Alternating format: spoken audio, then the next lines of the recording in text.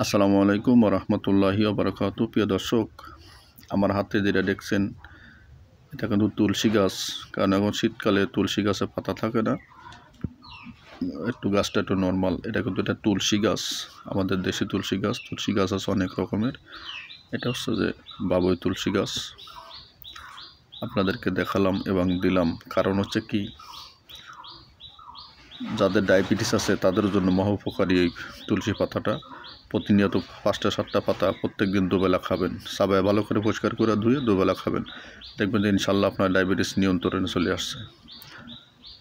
আর যাদের পেটে সমস্যা আছে, যাদের শারীরিক দুর্বলতা অর্থাৎ সেক্সের সমস্যা আছে, স্বামী স্ত্রী মিলন অক্ষমতা আছে, তাদের জন্য একটা কঠিন টিপস দিলাম, ভালো করে খেয়াল করবেন।